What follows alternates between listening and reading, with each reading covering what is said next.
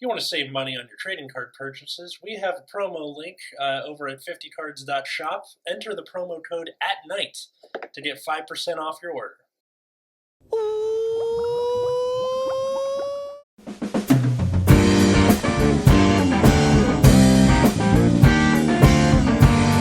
Hey everybody, welcome to Nexus at Night, your weekly Vanguard podcast. I'm Atlas.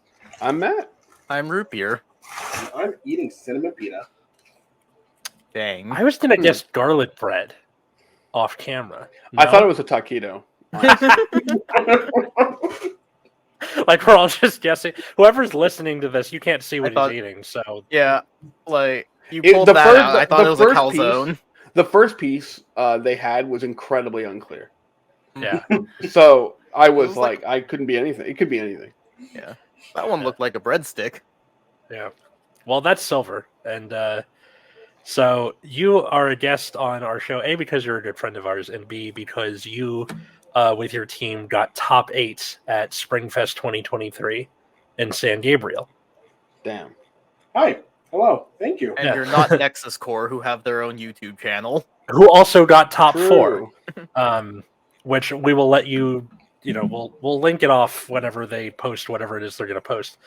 But yeah, today we were talking about not just the stream and the new ban list for Japan that was released yesterday at the time of recording this, but also we're going to talk about what happened those 2 days because, it's a big deal. So why don't we start with the news real quick because Busher did a strategy presentation.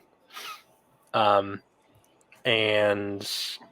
let's say starts with the fighters rule update or well, we're getting the digital OSTs for the anime, so if you wanted to steal that for videos. Oh. This is honestly my favorite part of that entire product stream. I'm sick and tired of having to look for episodes of Vanguard just to hear my favorite OSTs. I gotta say, for a lot of our deck profiles and stuff, I've used either the OSTs from the Backyard Sports games from the early 2000s or stuff from Pokemon Battle Revolution. That makes sense. Yeah. that actually makes a lot of sense. Yeah, my fans of Backyard Football are out there like, yeah, man, I knew I recognized it somewhere. Sooner or later, I'm just going to sign up for a sound library and get royalty-free music. It's not a bad idea, to be honest. Really but not. Yeah, that's fine. That's all well and good. Glad they're doing that. They're releasing an album. But the next thing that they revealed was a fighters rule update for Japan. So this isn't necessarily coming to the West, but probably. It's rare that they've banned something and we haven't gotten it. Yeah, we got the meat ban and nobody is playing Melody in EN. Yeah, I don't understand this list. They don't. It's not like Konami where they're like Max C, all well and good. Let that cook in Japan. But yeah. So let's just run through this real quick. For premium banned, we have Dragonic Vanquisher Full Bronto. Stealth Beast, Kokushita Rasu, so the crow from Nubatama. Is that not there already? I don't believe so. Mellow Amusements Clause, so Piano Man, which we already have banned over here.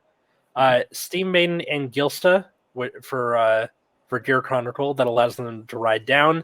And Sheltered Heiress Spangled. No, why? Get owned. Because of some stupid combo that lets you stack the overtrigger. I will explain that in a bit. But yeah, get owned, etc. Yeah. Limited to 1. They put Stunverse to 1, so like we have in the West. And then they also unbanned the Katrina Stride for Neo Nectar. Okay, so there's a crucial thing missing from this list. Which is what? Reindeer. Reindeer. Yeah. Please. Well, what checks Highlander? OT. Just hit just get the overtrigger turn 3.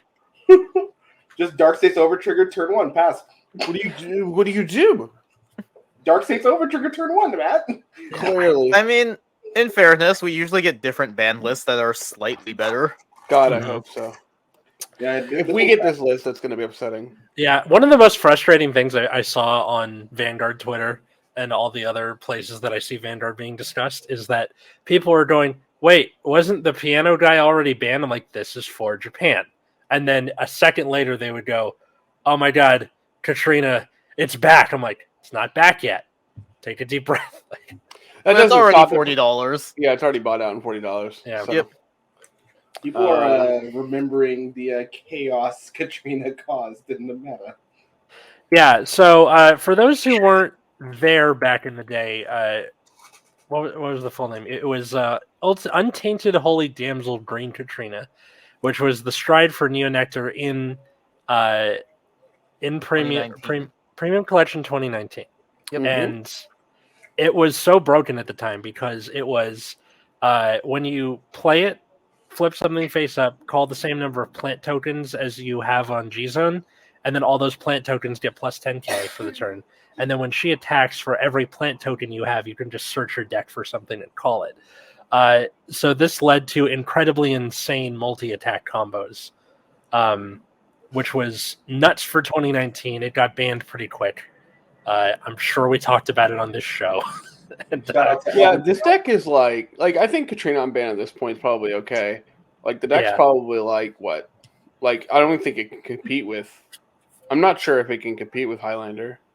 I don't think so either. Like what somebody on Twitter said, it was a 2021 card in a 2019 meta, but now it's 2023, so it's okay. Yeah, Like, yeah, pretty much. But like, yeesh, I just really hope we don't get this exact ban list. I feel like We can't because some of these cards are already banned for us, but Mhm. You know what I mean? yeah. Yeah, I would hope that they have the foresight to like ban reindeer just because that card's annoying. I'm gonna be honest with you. I think that they should ban reindeer, but also not geared cat down one. Maybe. Knock so it you down. let Steam Maidens keep doing their thing. Let sort of. Steam keep doing their thing until that cat hits their damage zone, and then they just get Fortnite dance on. I guess so. Yeah, like the cat to one seems like something, or like I forgot what the grade 2 is called. Like do something to one of those. And Arana. Yeah. I don't know if you necessarily need to hit gears yet. Because you still had like a good chunk of other decks that were present at BCS. Springfest obviously skews the data because you can only have one clan per. Yeah. I mean, on top of that, was only 90 teams. So That too. Oh, 60. it's 90. So I mean, it's like, sure. Yeah, sure. But yeah, the thing that people are really surprised by, aside from Katrina, is Sheltered Eris, Spangled, and Dragonic Vanquisher full Bronto. Yeah, because like no one is currently on Vanquisher, right? Like most Narukami decks are still running Irads. They're either doing Irads or This is just a preemptive hit for the next history collection, right? Yeah, seems like it. Which they Yeah, didn't bother doing that with Odysseus. Well, no, because so for the stride, it's gonna ask for a Vanquisher, and this then full Bronto only just says A. If it's Dragonic Vanquisher, do your thing. So basically, you're getting 3 Excel markers in a turn, and that's just kind of unfair. Like we already know how crazy this is going to be. Right. But, going from Vanquisher to Stunverse to Zoras to full Bronto in a turn is pretty whack. Zoras. Yeah. But My favorite Narukami stride. Just we knew similar things about Odysseus, and they didn't bother that time. Well, maybe it's learning a lesson. Maybe. Doubt it. I'll believe it when I see it. The thing with Spangled, for people wondering what the hell happened. Okay, so Spangled is the flip G-Guard for Great Nature, where the effect is it gives all of the Guardians on it. After they get retired from the guard circle, you draw 1 card. So if you throw your whole hand to the wall, you get all those cards back. The idea is to have 2 Spangleds go you put however many cards down, do Spangled again, which is very easy in a deck that has Mike Saburo, which can just search your heal guards for you. You draw your whole deck out, and then you go into next turn. I forgot how to pronounce it. It's like Tachipacom. Tachipacom. Thank you. So, which has an effect that when something is put from deck or rear guard to drop zone, it goes to bottom of deck for everything. So you have your hand, that is your deck, in your hand. You call things over each other so that you make a reverse stack on the bottom of the deck, with the OT being the top one, and then it's off to the races from there. It's not a super competitive version of the deck or win con, but it's a thing you can do, and I know Bushi doesn't like people cheesing the over trigger. And that's the funny thing about it. When I saw Spangled on the ban list and read their explanation, my first thought wasn't, "Oh, this is stupid." My first thought was, "So you do acknowledge there's a problem with the over trigger? Like you do understand what you've done is wrong." I mean, by that very same token, the Ultima OT choice restrict would have been the same thing, right? Yeah, like they recognize it. They'll ban everything around the over trigger. We're in Konami land again. The Hauka Fibrax effect, or whatever you want to call it. This is great. Yeah. I like how Hulk got banned and they get immediately unbanned like 4 tuners. And it's like, fair enough. So wild. So yeah, like nobody was really expecting a lot of ban list updates right now because we're still kind of in the middle of a season, or at the beginning of one rather, and B, just because like nothing really seemed oppressive outside of Steam Maiden, but that's just there. I mean, that's just like their thing, right? Like they have ban lists every strategy presentation. Yeah. But this is a good number of cards, It isn't like, all right, we've put this from 1 to 2. Like this is like actual movement for JP. For JP, yeah. Yeah. We'll see what ours looks like. We'll see what ours looks like, and especially as we get more history collection reveals coming into the summer.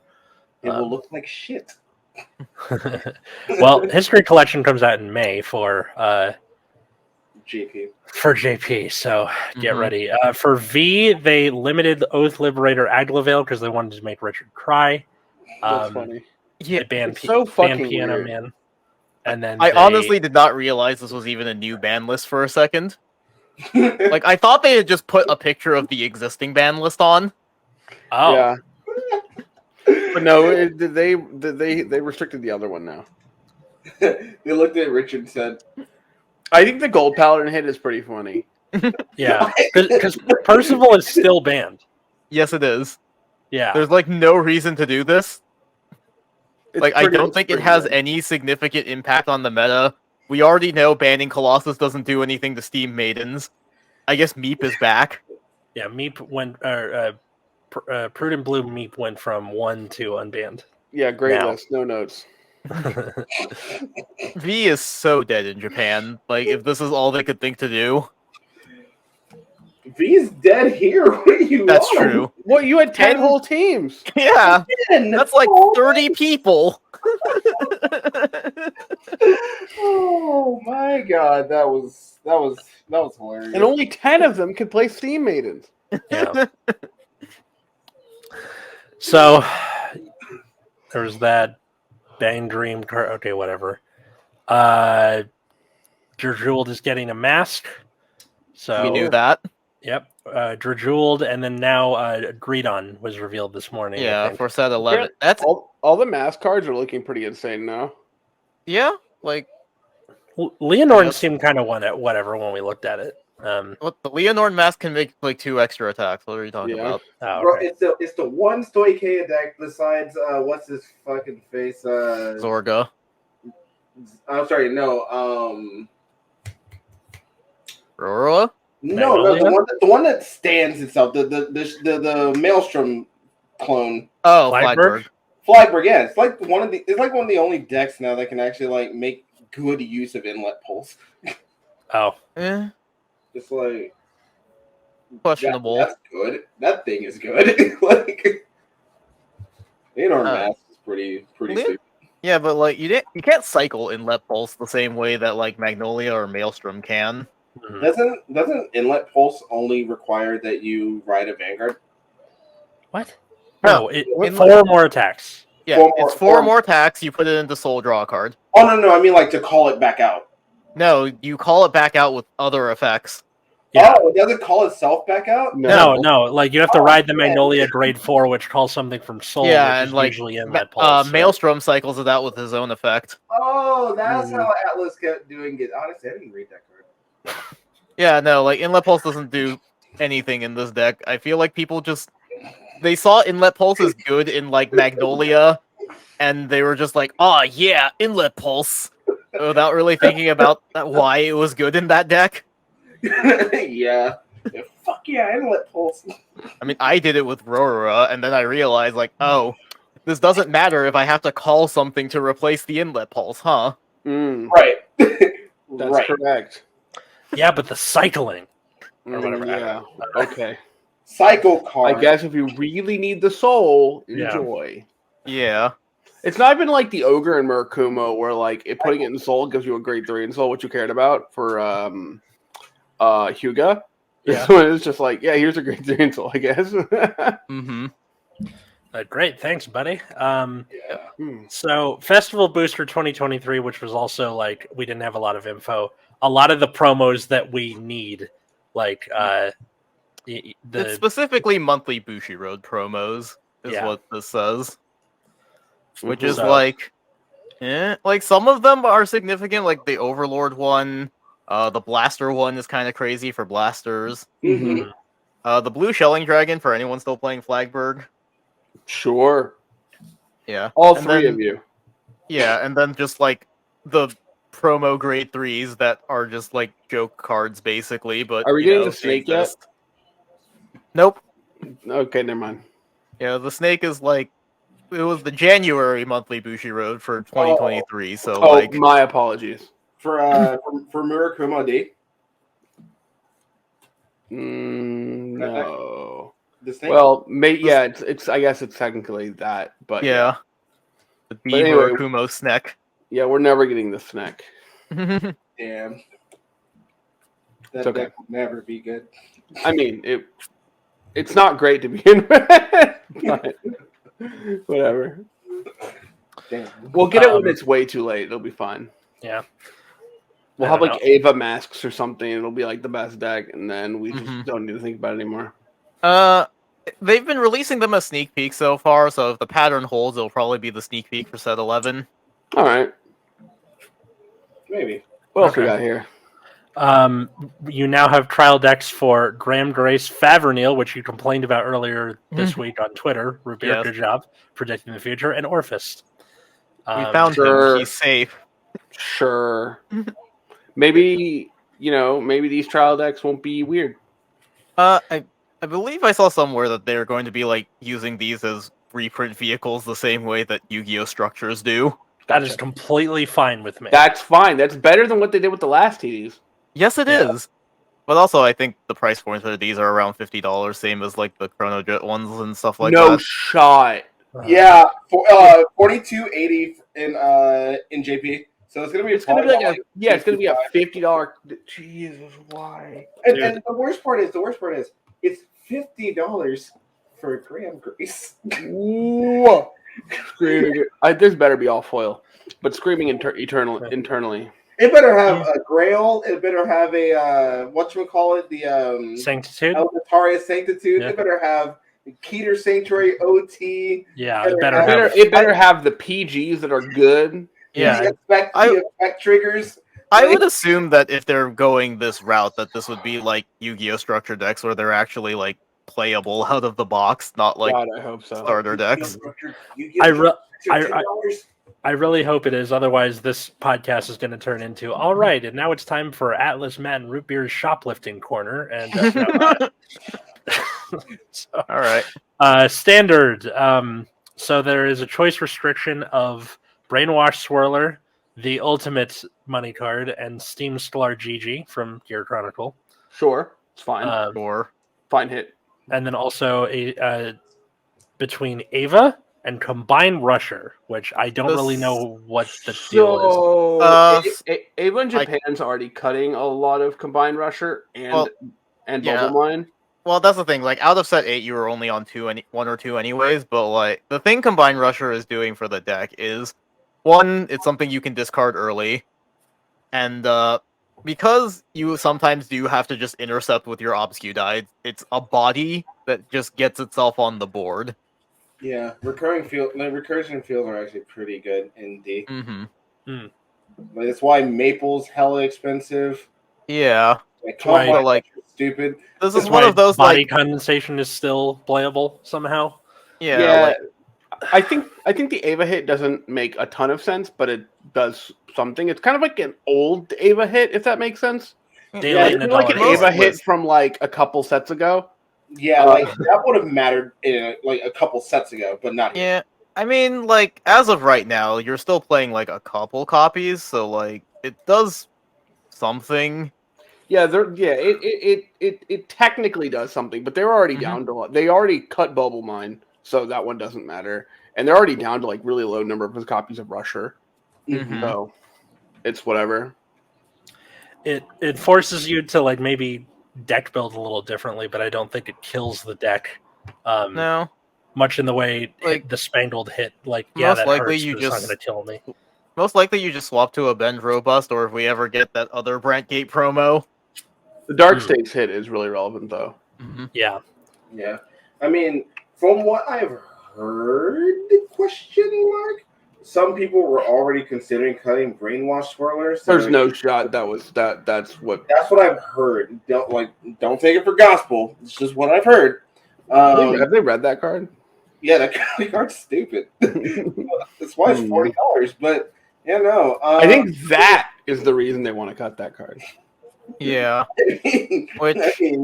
I mean, being broke is kind of a powerful motivator.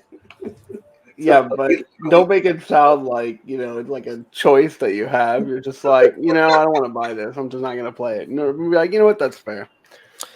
That's why you delude yourself into being like, man, this sucked in the first place. I don't need to play it anymore. Is it because it's $40? No, it can't be it. No. Just be upfront about it. The copium feels good. This Ava hit's weird, but it's whatever. It's fine. Weird, but like relevant enough. It would be relevant if it were like for us, I guess. But like, yeah. Well, I guess we just wait for Versatile Assembler to be released in English. Yeah, that's gonna be a good time. I love staple promos. Staple promos are just so great. Ava's still real good though, so it'll be fine. I'm gonna be real, boys. This ain't gonna do shit. I mean, we'll see. Like I said, it does. It's a very minimal hit. It doesn't hurt Ava that much, but it's not zero. Fair enough.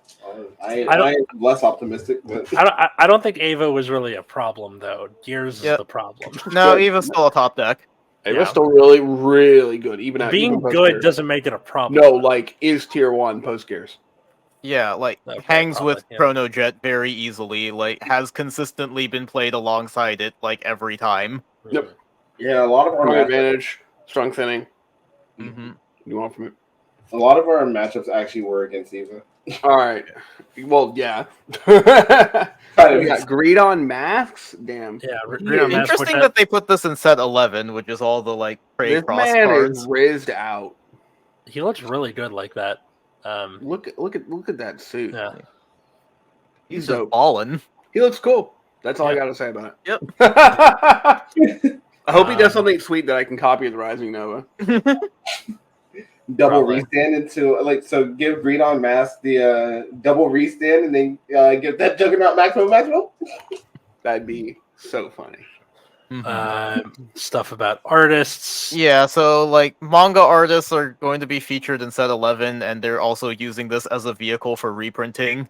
Like the card they showed off is basically just alt art Forktail. It even regards itself as Forktail, which is good. I'm actually very happy about that, honestly. It should be noted that this says continuous all the time is regarded as blank, meaning that you can't run 4 and 4. Yes. Right. Okay.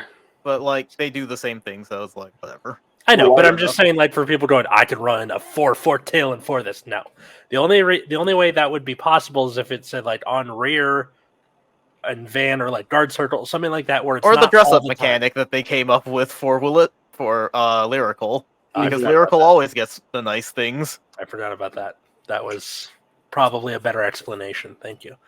But that is cool. That's a good way to do reprints. Yeah, this is cool. It's nice. Please do this more. I like it. So it says $30 4 tilt. Matt, what are you doing? Nothing. Just hanging out. Just buy them. Then we got a little bit of a release schedule. So BT10 April 7th. We're getting Festival Collection. Another token Ronbu set nobody cares about. Very cool. Yep, in June. Graham Grayson, that TD and stuff in July. BT12 in August, and BT13. Yeah. Very cool. History Collection is May 26th, and then for us in the West, it's August 11th, I think. Damn. They're going to have a whole... It's going to be the Squidward meme. It's going to be us looking at Japan playing with that for 3 months. It's going to be great. Yeah. Yeah. Because what are we even getting in... No, April... Wait. Fuck. Yeah, are we getting a product next month? Fuck. Because end of the month is set 9. Yes. And then we know we're getting the... Oh, are we getting the Messiah thing? No, that's way later. No. We're getting this... I know we're getting the Grand Blue Pale Moon thing in May. Yeah, we're getting that in May. I think Messiah is June. No, June is set 10. Okay, so July maybe. July is going to be the special set. The Festival Booster. Oh. Hold on. I think the Messiah Strike deck... Has the Messiah Strike deck set even been announced for English? Yes. The only reason I know that is I ordered a copy with my... Yeah, my I pre-ordered one too. Yeah. No. See, my problem is that I didn't. Yeah, Messiah's June coming 9th. out in June alongside set 9. Or set 10. Man, I'm going to go broke to become... But yeah, we just have nothing in April. Okay. Very cool. All right, what else we got? I think that's it for the news. Next strategy presentations June 13th, and then bonus. Okay, whatever. Yeah, Graham, Grace, and Favre are going to have their own ride lines finally. Very cool. Very nice. Ban list was confusing, but here we are. Mm-hmm. Mm-hmm.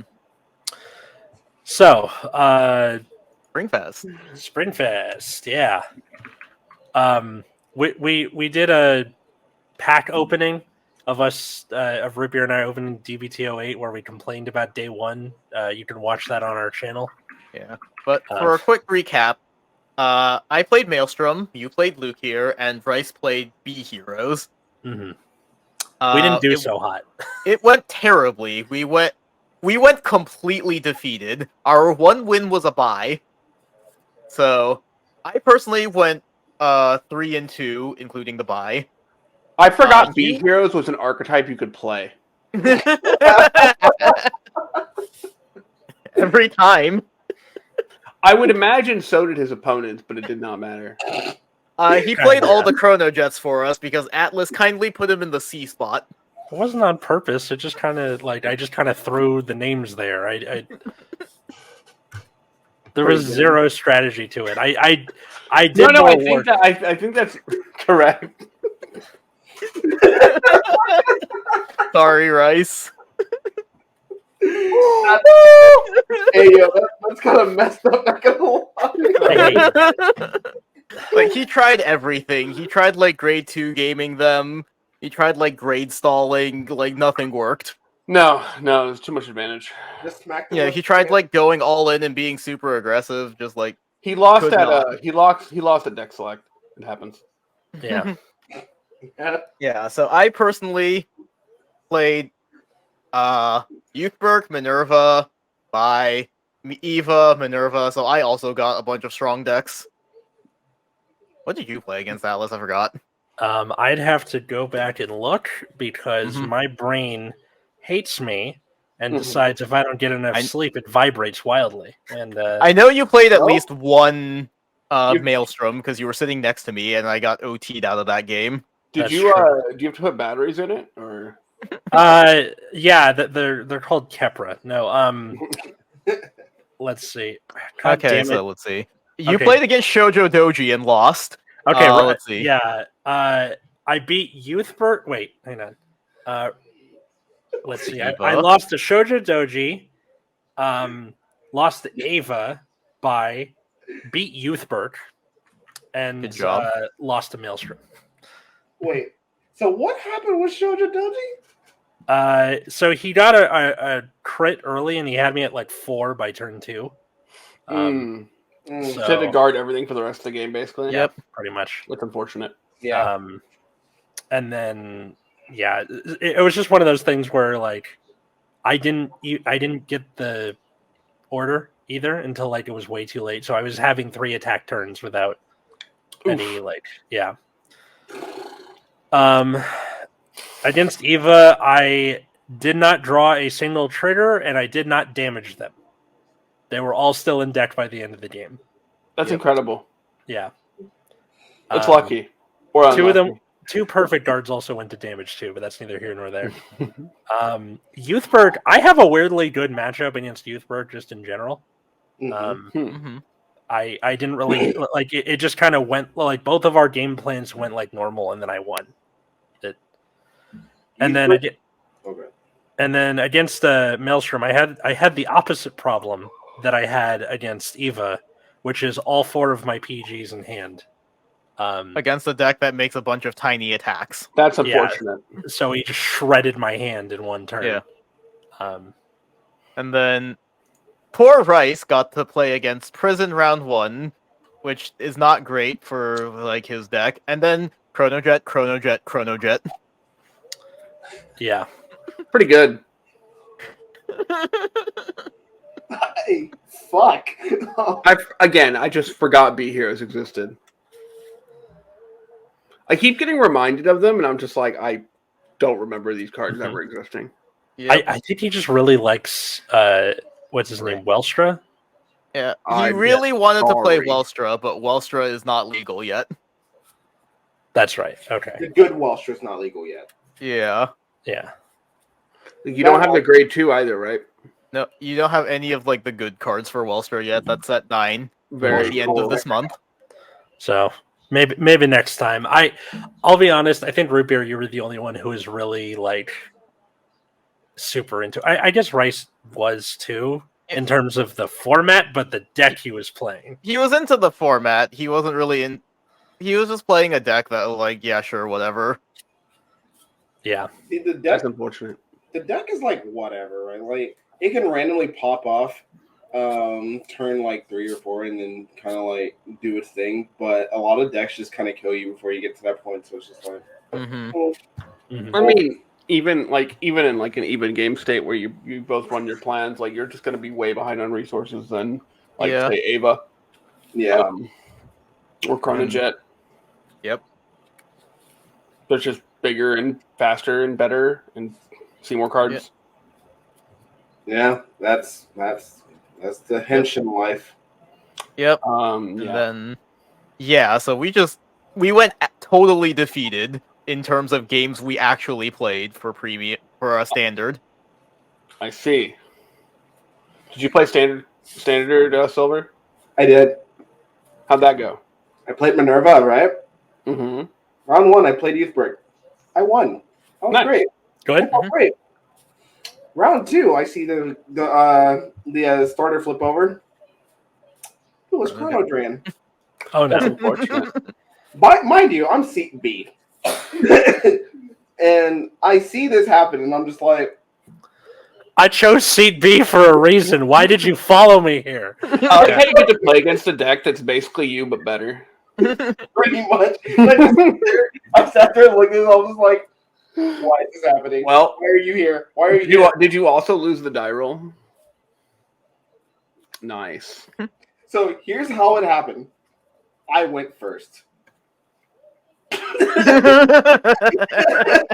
No, fair enough. Yeah, so, like you can't restand, and then they stride on you. and they just Fortnite dance on my 6 damage, and they're just like, cool, you're dead. Outskilled, I will say. What were your teammates playing? My teammates, let me see here. We're playing Gear Chronicle, and what was? Oh, Eva. So you guys are just like the meta team.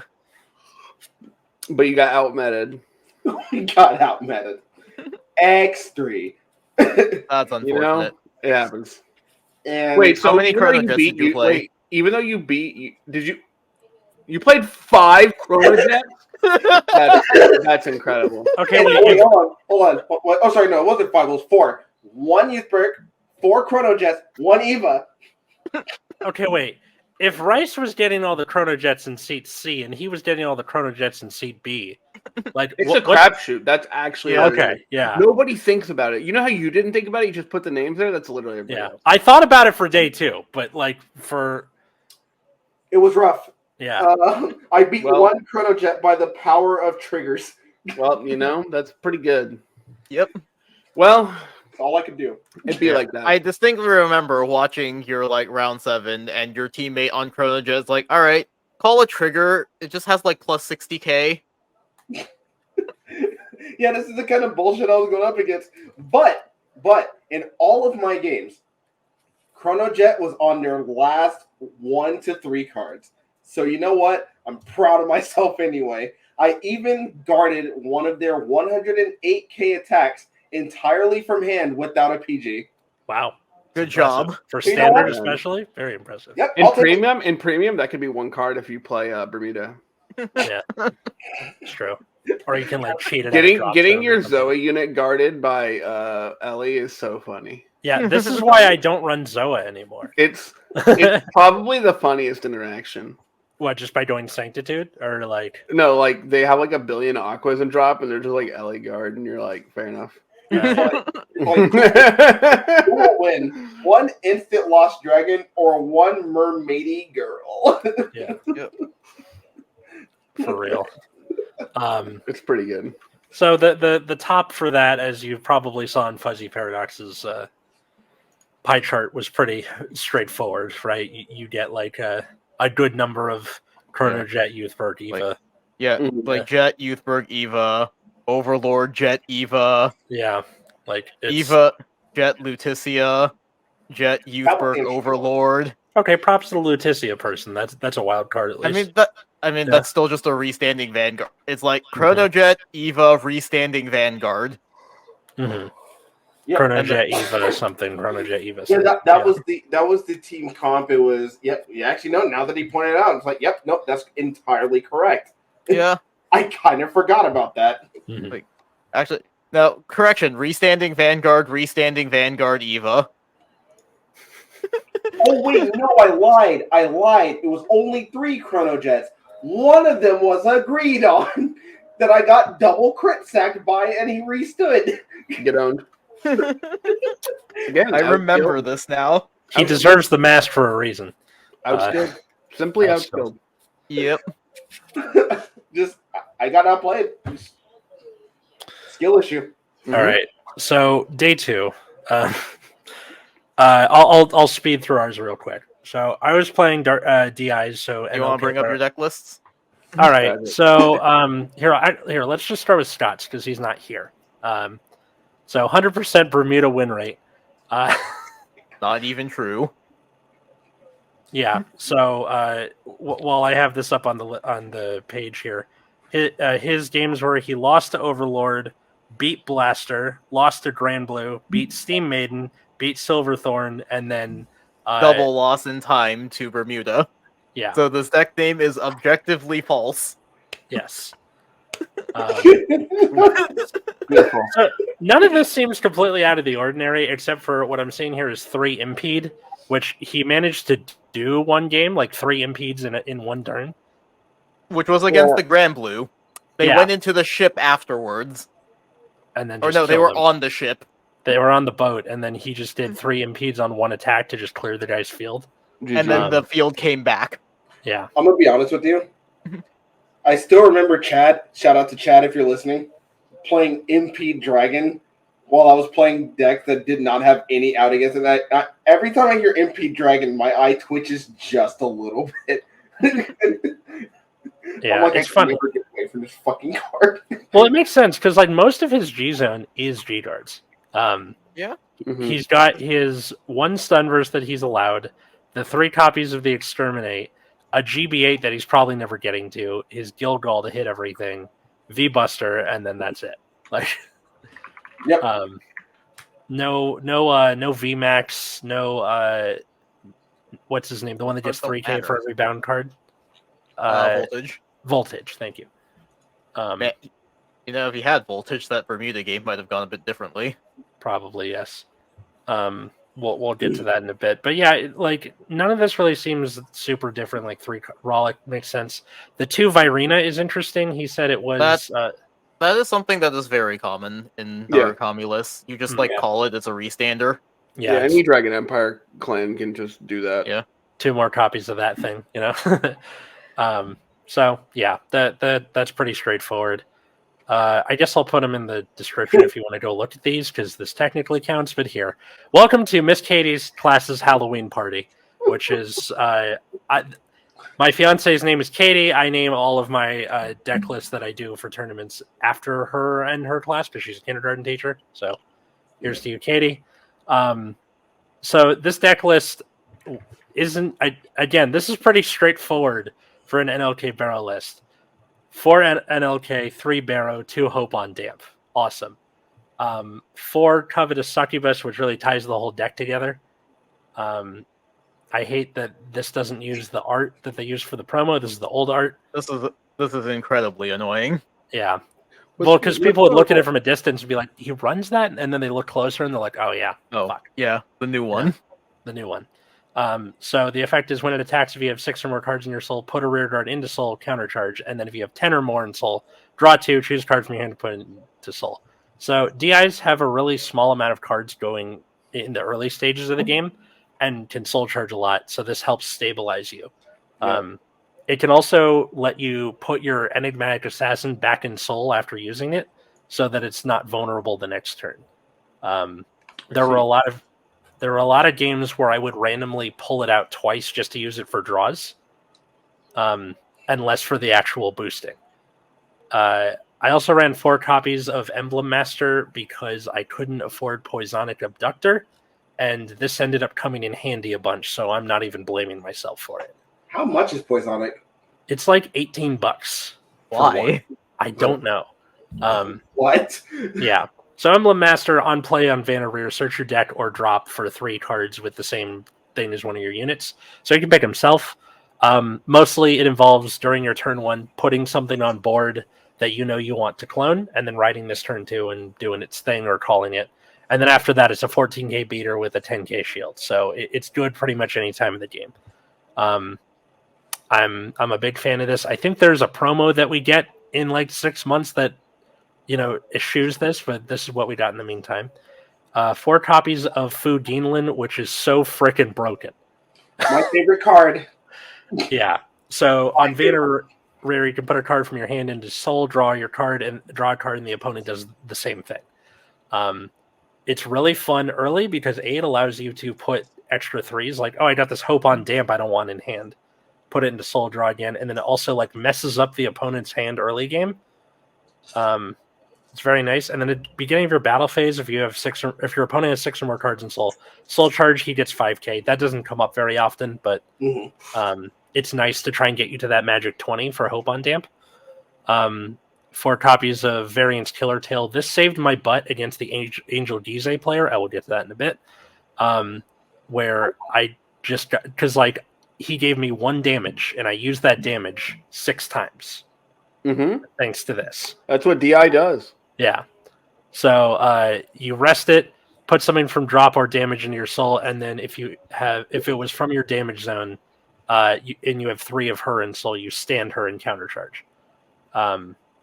Sorry, if you do it from damage, top card of deck into damage zone, whatever. Point is that it allows you to countercharge and lets you reuse things like your Dimension Creeper, which continues to be important all these years later. my starter is Enigmatic Assassin because I want to guarantee that it's in Soul. I would rather have that than the extra card in the early game. Yeah, triggers were pretty straightforward.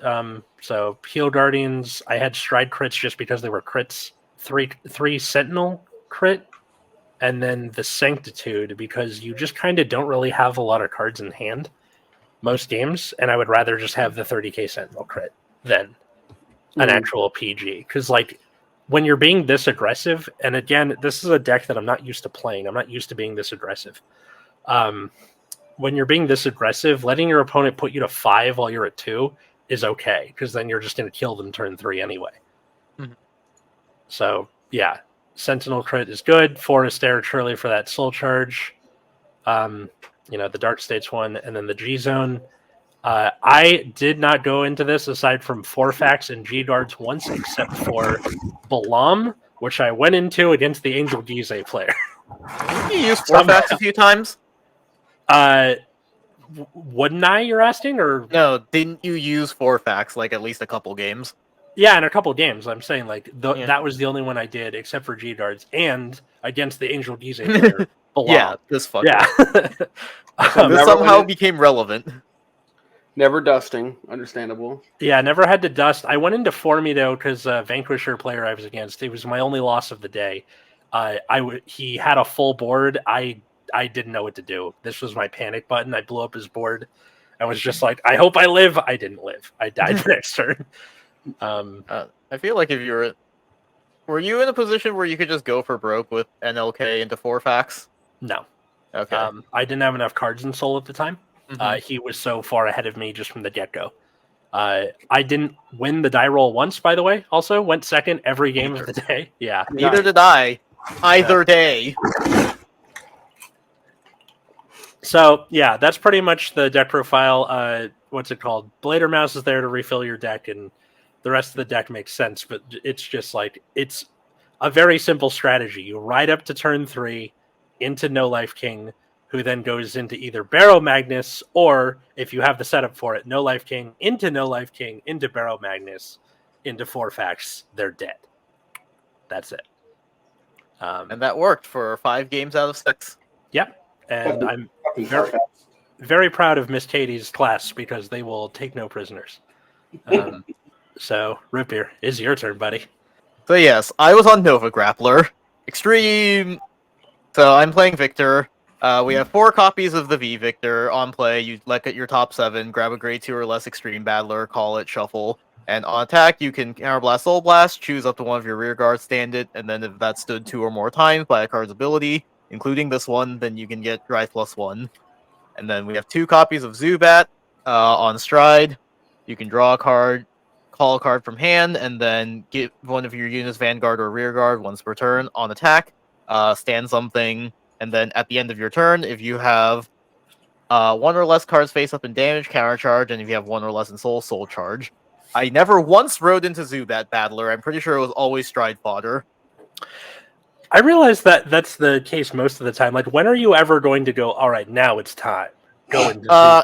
Like, you go first, get the Excel marker, and then you go into Zubat afterwards because it's another restand that you could use for like Bustard or like any of your strides, really.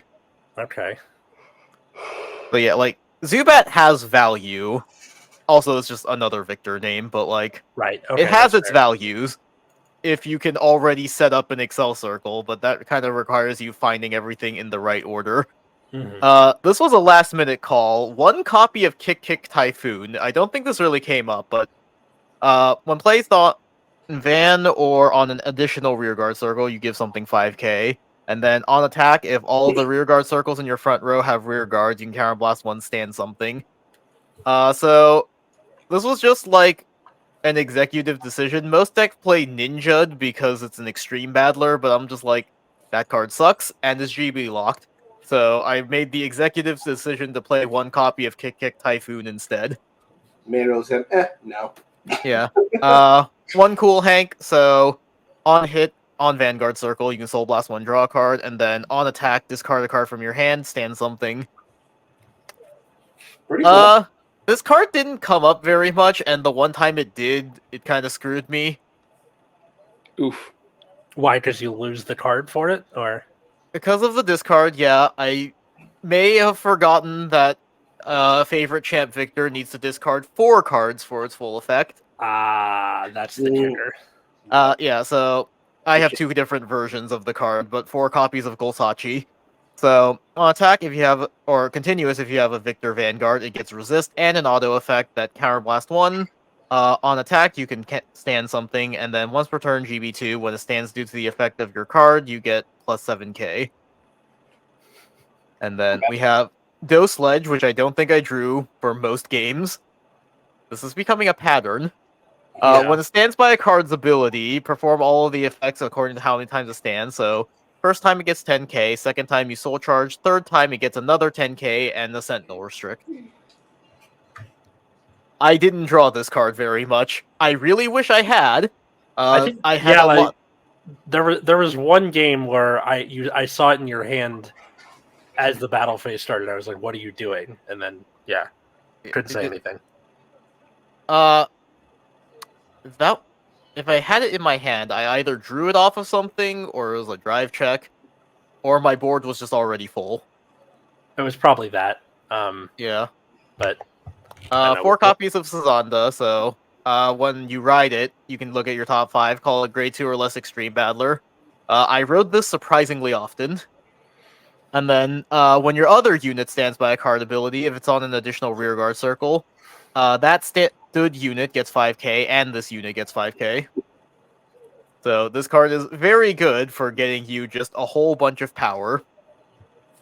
You have Arashid, the grade 3 searcher, so has that effect. And then if you stood something by card ability, it gets 5k, so it can be a 13k attacker or 13k boost. I think the one time, I think like the one time it came up, I did have to use it as an attacker. 4 copies of Ganbarugan, not by choice, but because I didn't have 4 copies of Jirohawk to play. So on attack, if you have a Victor Vanguard, you can Soul Blast 1, stand something, and this unit gets 5k, so it becomes a 13k attacker. I'm playing 1 copy of the old Arashid, just as like a stride fodder, and, maybe I want to search out Victor. 2 copies of Gunzon, so it gives everything resist, and then if it stands, you can give it 4k for each face-up card in the G-Zone. This one did come up against one Vanquisher deck that I played. I used it both times to just give my board resist, because screw MP Dragon. And Bulwark. Yeah. 2 Jirohawk. I was running around day 1 asking people, do you guys have Jirohawk? That's the paradox of like useful rares and commons. No one's going to carry them with them. Correct. To an event, but like you need them, and none of the vendors I talked to had it either. So it was I was so annoyed. I was like, yeah. I really wanted to have a 3rd copy of this. I would have swapped the 3rd copy of Ganbarugan for it. I ran into a lot of situations where like I had actually, no, that's not true. I ran into a lot of situations where my front row was nothing but Golsachi, so I didn't have a good restand target. Oof. How did you manage? Because he wasn't drawing his Dose Ledge, which is unfortunate. I would ask Victor to hit better units. Yeah, like, I don't know what happened. I just, like, never found Dose Ledge. And then triggers. 1 of the Brantgate draw trigger, because I wanted 4 draws. 3 Sentinel crits, Sanctitude. 4 of the Stride crit, 2 of the Soul crit. 1 Energy Girl, because I did not have the Extreme Battler stand trigger, and I did not want to order the Extreme Battler stand trigger, because there was, like, no... When I was buying everything else I needed, like, none of the vendors I was getting from had it, so I'm like, there's no guarantee I'm going to get this Extreme Battler stand in time, so I'm just going to play Energy Girl, because I have it already. Alright. It came up once, because, only 1 copy. Hey, that's more than you drew your Dose Ledges. Barber's Law. Yeah. True. So yeah, for the G-Zone, I play 1 copy of this. You never go into this. But this it's a is flip target. Yeah, it's a flip target. So, like, when something stands by a card ability, you can counterblast 1, discard 2, stand this unit, and then if it's your main phase, attack your opponent's Vanguard with it. And then at the end of the battle it attacks, it gets drive -1 until end of turn. So, there's never been a situation where I looked at this card and thought, yes, this is the correct choice. Pretty much would always be my go-to flip target because I was pretty confident I was never using it. One Meteor Kaiser Stiff Need, God, that name. So on play, you can Soul Blast one or Counter Blast one or more. It gets 5k for each face down card in your damage zone. And then if you paid Counter Blast 2 or more for the cost, you draw 1. And if you paid 3 or more, you draw again. This came up surprisingly often. Yeah. Like, I used it like 2-3 times across 6 games. Yeah, so I used it quite a lot, actually.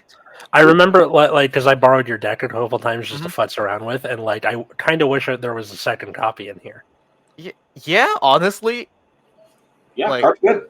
Yeah, the card is surprisingly useful.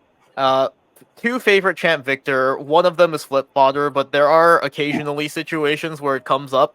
I used this against the Vanquisher player that I played against, and then, you know, forgot about the part where I need to discard 3 for him to restand himself. Oof. So I was looking at my, like, horrible board and just like...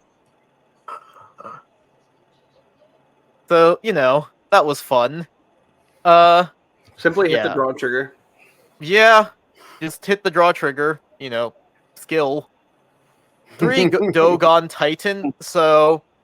The first effect, where if you have fewer rearguards than your opponent, rarely ever comes up. The big thing is that you can use it as flip fodder, because the soul ability to Soul Blast 1 and turn it back down to countercharge, which I did not realize until like halfway through the day. Of like, oh, right, because Bustard is going to flip like 1,000,000 cards, so this would be what I flip up in case I need to countercharge later. Yeah, or flip it with your this thing or whatever. Yeah. Gundreed. So this is the flip G guard. So when it's placed on guard circle, you can pay the cost. If you do, your Vanguard gets red text. An attack that does not hit, you countercharge. I never went into this. Really? Never. That seems like spammable if like they swing with a low attack rear guard first, and you're like, nothing right, I dodge. Nothing that I fought against had low power rear guards. That was the. Yeah, like, that's the problem, is, like, everything that I needed a G-Guard for was big. That's why this came up so many times. Because, like, it was the only way for me to get more defensive value. Gotcha. Okay. And then 2 of the Uncanny Dragon King. Why is this so small? Bushiroad, fix your art. Yeah. But on attack, if you can see this text for ants, Counterblast 1, turn something from G-Zone face up, stand your whole front row, or stand your front row rear guards, and this gets 5k for everything that stood, so usually 15. It's very, very simple and very effective. I went into this a couple of times because I just ran into situations where, like, I had nothing but Golsachis in my front row, and I was looking at that like, alright, Bustard probably isn't correct right now because I don't have enough soul, or I just don't want to for whatever reason, so I go into this. Like, my list of priorities so far is Bustard, who is this man. Also for ants. Yeah. Yeah, also text for ants. When your rear guard stands, you can Soul Blast, turn something in your G-Zone face up, and it gets a drive. And then at the end of the battle of attacks, if it has 5 or more drives, you can discard 3, stand it, and it gets drive -5. So Bustard is plan A. If you have any kind of optimal board where you can stand like 3... at least twice, ideally, like 3 or more, then Bustard is just going to get like 7 drive checks, attack, restand, attack for 2 more drives. At least one game was just won entirely off the back of Bustard being Bustard. Actually, 2 games. And then 1 copy of Junior. I honestly wish I had a second one. It would have come up real handy against the Dimension Police player I played against. But this one is, if you have nothing in your damage zone, you flip up 2, it gets 5k, and then if you have nothing in your soul, you soul charge 2, it gets another 5k. So this is like resource gain and shield value kind of wrapped into one. And then 2 copies of Winning Champ. So this one's like Soul Blast, flip something up. When something stands, you can give itself and the thing that stood 5k, and then GB3 at the end of battle attacks, draw a card, retire something with the lowest power on the field. Or retire your opponent's card with the lowest power. So this is for dealing with Honolulu exactly, which came up once. Also, trying to resolve winning champ alongside Sazanda is the biggest pain in the ass. Because I'm just like, alright, +5/+5, Soul Blast, flip up, +5/+5. Oh, also, it was Golsachi, because it's always Golsachi, so also +7 from his own ability. Oh, God. There were so many dice. It reminds me of the days when Alvin, aka Alvin Zhao, would play Neo Nectar. Yep. Oh my god, yeah, and all the bloom stuff going off. Bloom, bloom, bloom, and you're like, Yeah. So those were our deck profiles. How did the rounds go? All right, so I'm going to speed through these because Chris deserves his time. All right, round 1, I beat Grand Blue. You lost to Dimension Police, and then Scott lost to Overlord. Yeah. So the Dimension Police was like X Gallop, attack with 3 crits, 86k, and then they had the Linka effect.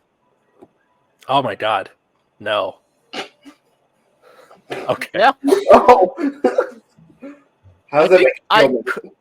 I probably could have survived that if I was more aggressive about guarding, but like, you know, I had to take the first hit and just hope they didn't get a critical trigger and 5 drive checks, which they didn't. And then Good. I probably should have guarded harder, so I think I misplayed a little bit. I won against Grand Blue. Like, I had a really rough start. I had a G assist for 2, and then was just kind of like, he's gonna like kick my teeth in. But by the time I got, because he rode up to 3 first, and he kind of just rode the ghosty girl, called the boat, swung with the boat, and then ended. And then I was like, okay, top decked NLK. Oh, thank God, ride, and then just the rest of it fell into place. Nice. Yeah, it didn't matter though because we lost. Yeah. Yeah. Round 2, I beat Shirayuki for some reason. Yeah, like their drive checks were terrible, and I drew all my pieces, so I got to do NLK into Barrow into 4 packs. I played against Vanquisher. Ooh. Well, you can just leave it there. Yeah. And then Scott played against Blaster. No, not Vanquisher. I played against Narukami Eradicators. Yeah. And then Scott played against Blaster, so the opposite effect, right? Or it's just like the perfect matchup. Round 3, I played against Hyaki, so that's 2 Murakumo in a row. Put it up on the board. Yep. And then you beat the other Alvin. Yes, I fought against the other Alvin. We had an Alvin fight. Yeah. He was playing a Musketeer deck that he put together the night before. Oh no. Okay. It's all about the Highlander. And then Scott lost to Grand Blue. That's the one with the triple impede. That he got hit with the boat. Yeah. Round 4, that was my loss to Vanquisher. So I had 0 triggers from 0 to 6. But like everything else was going aces for him. So I just don't think I was bound to win that one. You beat Liberators. Yes. So I let out a really loud groan when I saw them flip up their starter because I thought it was a Narukami one at first, and then it wasn't. And I was like, wait, no, I still think the gold matchup is really messed up because they were doing the Liberator thing where they just get a million Excel circles. This is still terrible. And then I just got really lucky because I misplayed my Buster turn. I forgot to count Soul, so I could only get 4 drives. Yeah, I was sitting next to you, and it was after Scott had won his. He beat Steam Mid, by the way. Yeah. And I was just like, please don't screw this up for us. And then you made it out with the win. So I was just like... Well, yeah, because my drive trick was crit, heal. Yeah, pretty nice. Hey, did you steal my luck or what, bro? It definitely kind of seems like it in these latter rounds. Round 5, I played against the leader. Not Deleter Messiah, just the leader. He rode something called Ditto Deleter Bound. Do you guys know what that is? I mean, I do because I had Is to. that the grade 0, grade 3? It's the 0 power grade 3. It's the 0 power card, man. It's the 0 power grade 3 that copies your Vanguard's power at the start of the battle phase. So when I rode NLK and it's like, okay, it's at 30, he's like, okay, start a battle phase. My Vanguard's at 30 now. I was like, fuck. So he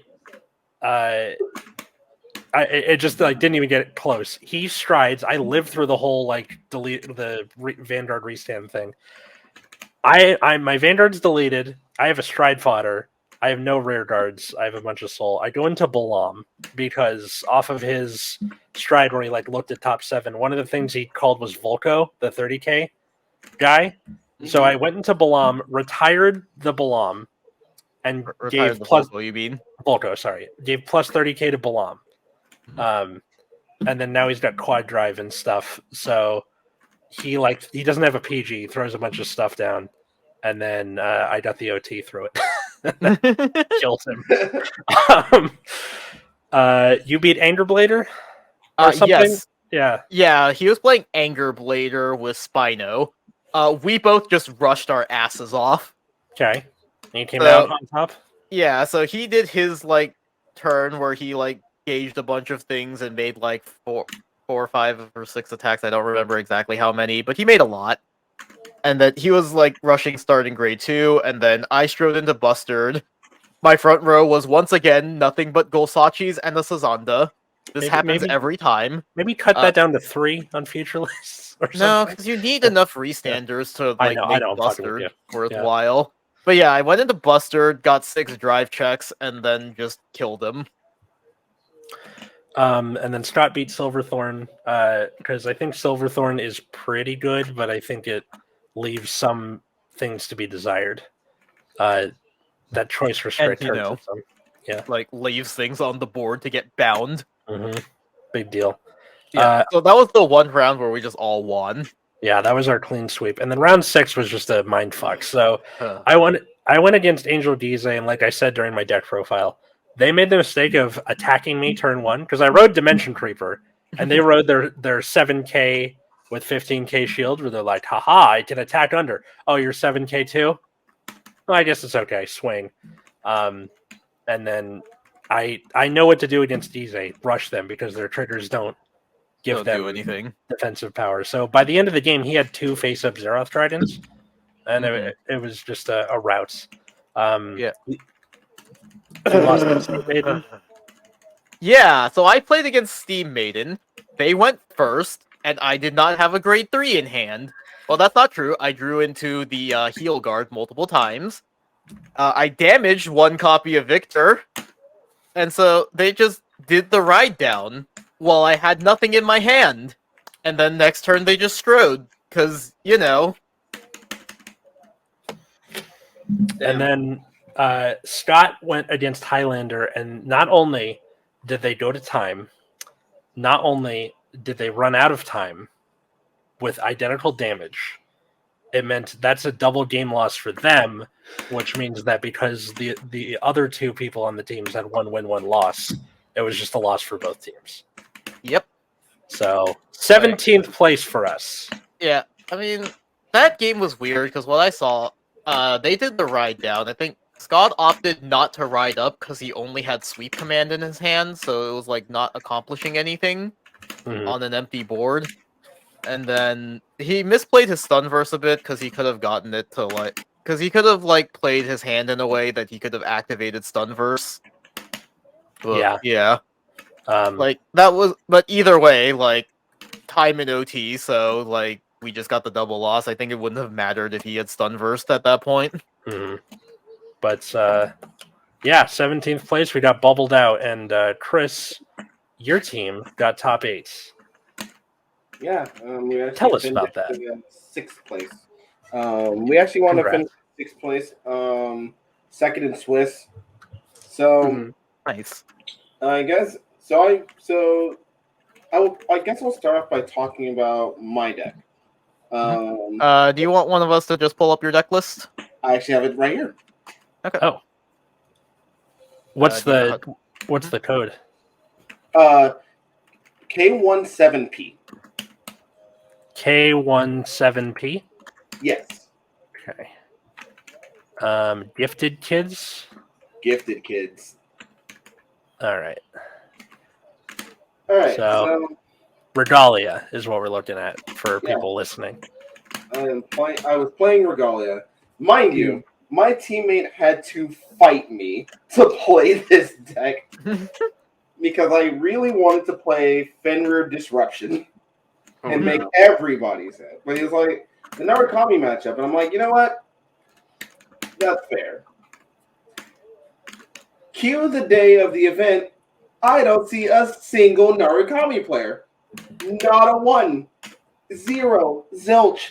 I didn't even believe they existed anymore at that point. So, that being said, in this deck, though, I actually made a bunch of changes the night before.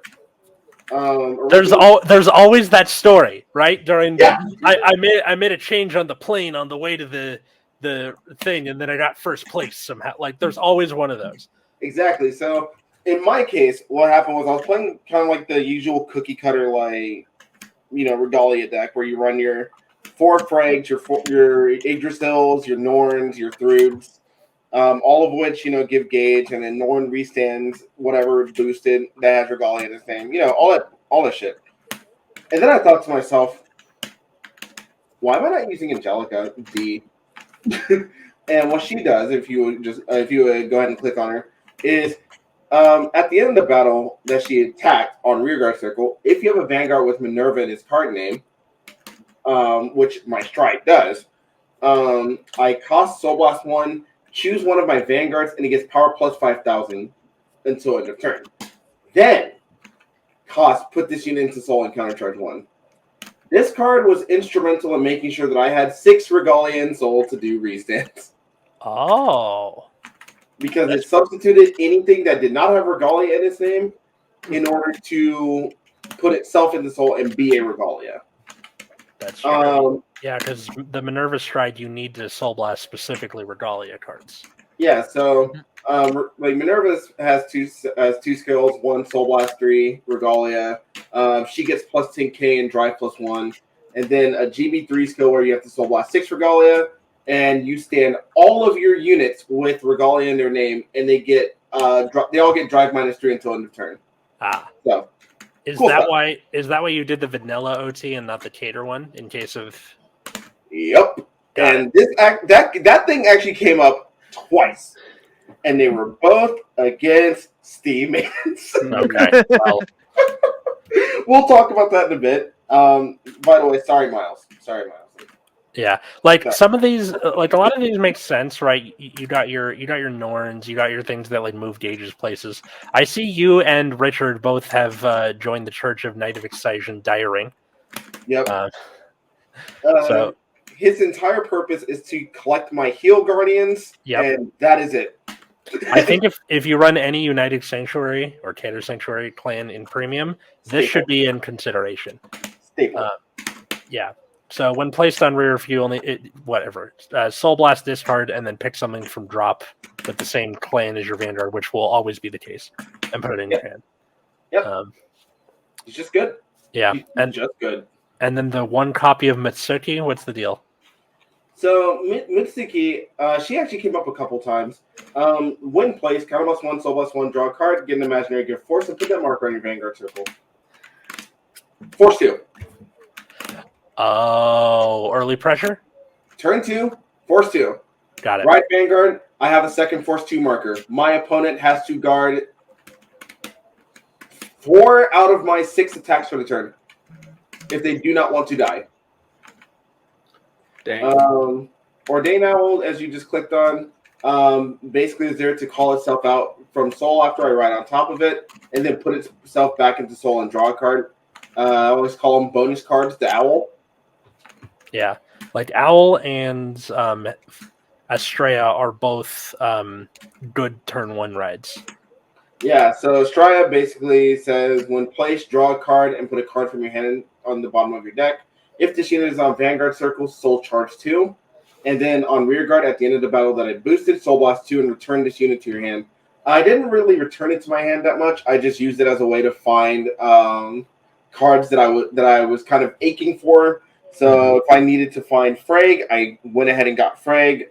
If I needed Yggdrasil, I went ahead and got Yggdrasil, etc., etc. Funny enough, D-Ring is actually the card that I didn't use that often. Oh. But when he was there and was necessary, he did his job very well. I also did one other spicy tech in this deck. And if you'll see it if you go ahead and scroll down. Is it this? Yes. Wisdom at the beginning that cleared the world. Raid 2 order. Counterboss 1, draw 2 cards, choose 2 cards from your hand and call them to the rearguard circle if the grade of each of them is less than or equal to your vanguard, and discard them if not. Basically, all I did with this was draw 2 and then superior call 2 Throods, which what they do is when they're placed, they give themselves divine gauges, and then at the end of the battle that they attacked or boosted, you put all of their divine gauges onto a different rear guard, and then you put them into soul and draw a card. This thing was basically just bonus cards. That card is literally just counterboss 1 plus. Yeah. That's it. Just have fun plussing. Yeah. Plus. I feel like it's going to be a staple card in Genesis eventually, but right now it's actually just pretty fun to use in Regalia. I noticed that, like, first off about the Sentinel crits, and then also the 1 copy of Dreaming Dragon. Was there a reason? I'm running Force 2. And I want to run 10 crits so that my opponent can die. Fair. I like my opponent, not being able to play the game. I see. And it actually came up a lot where I'm on Minerva and I'm on Force 2, and my opponent's just like, oh yeah, I'm at 2 damage, no guard. And I just go, okay, cool, crit, heal, or crit, heal, or whiff, crit. And they're like, oh, I'm at 5 damage now. What the fuck just happened? Well, because you're you. And I mean... Sure. Yeah, and that's actually something that wound up happening a lot. So just to go into my matches real quick. My matches were round 1, Dieliner. I beat him. So I basically won every game except for the one against Spike Brothers, which I'll tell you guys about in a bit. Dieliner, I won because of crits. The second Dieliner game I won because of crits. I played against Anger Blader. I also won that game because of crits. Highlander, I actually won because I hit OT and then stacked it on Yggdrasil and her booster just in case they hit their over trigger. Okay. Did they? No. Okay. And then I played against Steam Maiden during Swiss. I hit over trigger on them. They had a solid game plan that had I not hit an over trigger, I probably would have lost the next turn. But I hit the over trigger and like several crits, so we're here. Feels good. Spike Brothers, I got outskilled. I didn't hit triggers, so therefore I lost. That one was actually a pretty interesting game though, because Spike Brothers, one of the biggest things about Spike Brothers is that they attack a bunch, and it's not even like huge numbers, but they're just big enough to get over any like. Yeah, they're just like 30k attacks, and they get at you like a dozen times. Yeah, so it's like one thing I actually don't like about Regalia is that it doesn't draw a whole bunch of cards. And the cards that you do draw tend to be like kind of low shield value, which is why I actually went with the Sentinel crits, because the 30k does matter. But at the end of the day, it didn't really matter against Spike Brothers, who basically said, you're going to eat this damage. And true. Non-negotiable. And I said, okay, cool. Sorry for playing the game. So in top 8, I played against Miles, Steam Maiden player. Fantastic dude. I think his channel is called Nexus Corp. Maybe, yeah. Some little underground channel you might not have heard of. Yeah, you definitely never heard of a Nexus Corp. But anyway, we had a very skillful game. He popped off his OT on turn 2, and then I went into frag, and then I popped off my OT, and then he died. It was a prime example of OTs are awful. Yeah. And then both my teammates lost that game. So. Bummer. I think I had a game like that where my opponent hit a defensive OT and then I hit my OT offensively the same turn. And it just kind of like, okay, so just pretend it didn't happen. Yeah, I think it was against the Vanquisher player, and so it was just like, okay, well, I have to put it on my Bustard. Got it. Yeah, that makes sense. Double that shit. Get bigger, get stronger, more drive checks.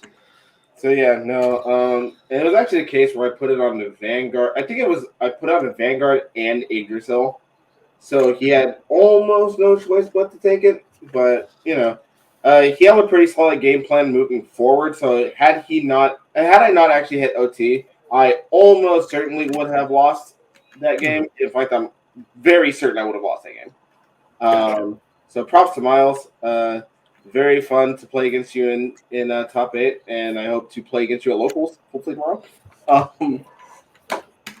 So that's the deck. Very. Other than that, it's very standard Regalia stuff. Just some new toys thrown in there. Right on.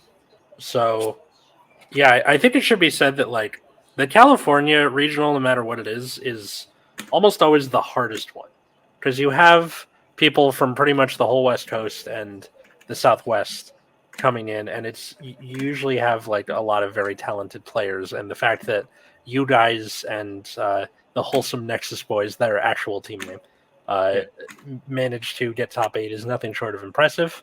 Hey, we almost got there too. Yeah, I'm trying not to like stroke myself. Okay, I'm just saying, you don't really want to do that on camera usually. Fuck off. So I'm just saying, I'm yourself up for that one. That's for the Nexus and Night OnlyFans.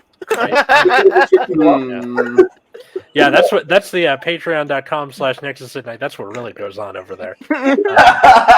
But yeah, no, I'm proud of like us and all of our friends who like went there and had a really good showing day 2. I think it was a really like pretty balanced meta for the most part. You didn't have a lot, like you had Mega Colony and Gurgit, and it wasn't like standard where it was the same 2 decks every threesome. And I think that is something to be excited for, and especially now that we can look toward BRO and the history collection stuff. Yeah. One of the top 8 has OTT in it. I should have just played OTT instead of Nova Grappler. You say, I still think you did great, man. And frankly, if you're going to get rid of Nova Grappler, I will buy it off you because fuck it. I mean, I think Victor is like ridiculous out of history collection. So. Yeah, it is going to be ridiculous. Also, just random side note: at the time of recording this, Victor stuff pretty cheap. Yeah, just gonna say I was mistaken about Hawk. I thought it was $3-4. It's only one. I think it was the stand trigger. That's like $3-4 for no reason. Okay, gotcha. It's your invitation to go buy it, guys. Well, this episode has gone very long. Thanks everybody for listening. Silver, where can people find and follow you and all that good stuff? All right, so I finally decided to shorten my Twitter username. Okay, it's going to be just Silver 7, 7 in Roman numerals. Okay, so just Silver VII, right? Yes. Okay, so do that. You can find us at Nexus at Night on Twitter, Instagram. You can also follow our Patreon for bonus goodies and early content.